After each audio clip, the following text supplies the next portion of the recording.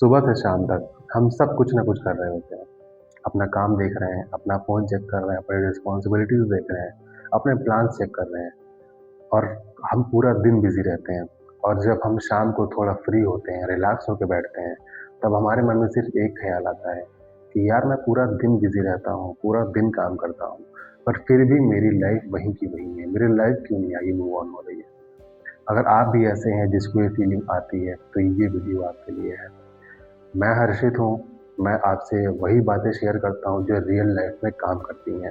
Because मैं खुद वो चीज़ें फेस करता हूँ और आपके साथ वो फीलिंग शेयर करता हूँ और कोशिश करता हूँ कि आपके लिए मैं वो सब्स्टिट्यूट ला पाऊँ जिससे मैं और आप दोनों मिलकर एक अच्छी लाइफ बिल्ड कर पाएँ। Welcome to Harshit builds. आज हम बात करेंगे उन चीज़ों पर जो हमें डेली लाइफ में बिज़ी तो रखती हैं पर हमारी लाइफ को आगे नहीं लेके जा पाती। आज मैं इस वीडियो में आपसे 5 बातें शेयर करूँगा, जिनमें से सबसे पहली बात है कि कैसे बिज़ी होना और प्रोग्रेस होना दोनों अलग चीज़ें हैं। प्रॉब्लम आप नहीं हो, प्रॉब्लम ये है कि आपका काम सही डायरेक्शन से नहीं जुड़ा हुआ, क्योंकि आप काम तो कर रहे हो बट उस काम का रिज़ल्ट आपको नहीं पता। आप मेहनत कर रहे हो, खुद को थका रहे हो, आप डेली जिम जाते हो, डेली एक्सरसाइज करते हो, डेली ट्रेडमिल पे दौड़ते हो, बट वो ट्रेडमिल भी वही है और आप भी वहीं के वहीं हो। वो करने के बाद आपको थोड़ा पैथेटिक तो फील होता है, बट आपकी लाइफ में प्रैक्टिकली कोई चेंज बहुत टाइम के बाद आता है जब आप उसको कंटिन्यू वे में करते हो।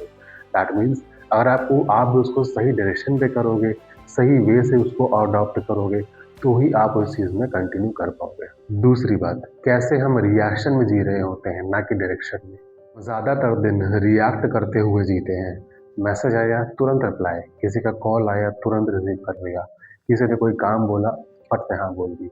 बट अगर आपने ये चीज़ें डिसाइड करके करी, अगर आप इस चीज़ के लिए एक डिसीजन लेते हो, आप इस चीज़ के लिए एक टेक ओवर लेते हो उस चीज़ का कि ये मुझे इस टाइम पे मेरे लिए ज़रूरी है या नहीं, वहीं से आपकी चीज़ें आपके लिए चेंज होना शुरू हो जाएँगी। ये सारी चीज़ें रिएक्शंस हैं, आपका डिसीजन नहीं। आप यदि डिसीजन लेकर के किसी काम पे हाथ रखोगे, तो वो फॉर श्योर आपके लिए एक प्रूफ साबित होकर के आएगा। और जैसा मैंने अपने इस पॉइंट में डिस्कस किया कि हमारी ज़्यादातर life all over the day हम रिएक्शंस नहीं जीते। हमने किसी की नई सक्सेस को सुना, हम तुरंत खुश होते हैं, बट हम सामने से खुश हैं, बट अंदर से हम भी जानते हैं कि हम उसके लिए क्या फ़ील करते हैं। रियल फीलिंग हमारे मन के अंदर छुपी होती है, बट क्योंकि हम रिएक्टिव होते हैं, इसलिए हम सामने वाले पर्सन के सामने अब वो ऐसा रिएक्ट करते हैं।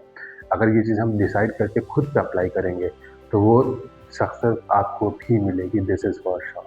तीसरा पॉइंट, कैसे हम अपनी एनर्जी को गलत जगह पे यूज़ करते हैं। हर इंसान के पास ना एक लिमिटेड सोर्स ऑफ एनर्जी होता है, बट हम उसे वेस्ट कर देते हैं, हम उसे गलत जगहों पे रिलीज़ कर देते हैं।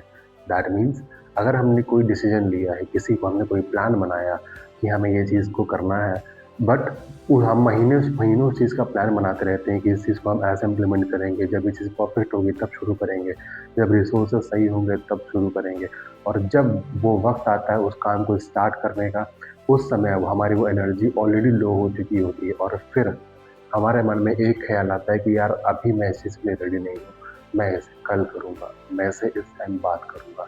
यही एनर्जी जो वेस्ट हुई हमारी इन बीते दिनों में सिर्फ ख़याली पुलाव बनाने में कि मैं ऐसे करूँगा, मैं वैसे करूँगा, और लिटरली वहाँ पे ऐसा कुछ भी नहीं हुआ। वो चीज़ से बाहर निकलने के लिए आपको अपनी एनर्जी को सही जगह पे यूटिलाइज़ करना इज़ द मोस्ट इम्पोर्टेंट। आपका एफर्ट यदि क्लैरिटी के साथ है, तो ही वो आपको डायरेक्शन देता है।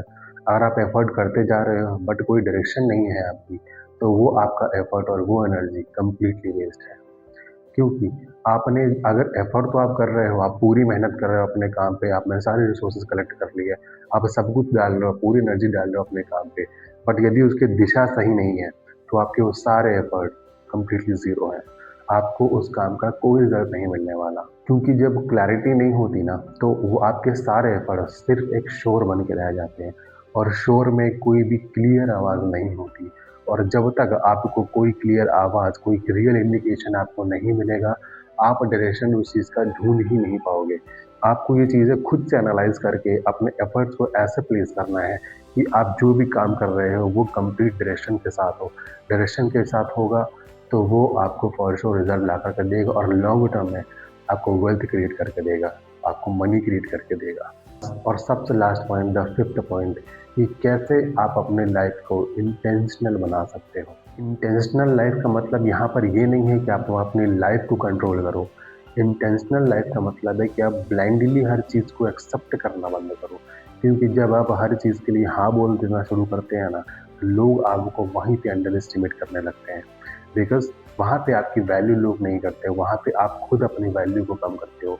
तो अपनी लाइफ का इंटेंशन अपने हाथ में लीजिए, बेवजह फिज़ूल की चीज़ों में अपनी एनर्जी और अपनी डायरेक्शन को वेस्ट मत करिए।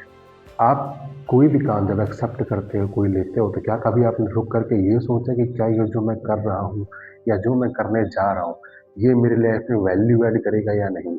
या ये जिस काम से ये मुझे वहाँ तक लेकर के जाएगा जहाँ मुझे जाना है या नहीं?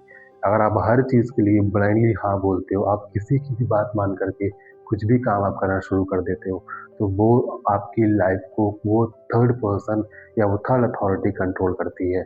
आप अपनी लाइफ के कंट्रोलर नहीं होते।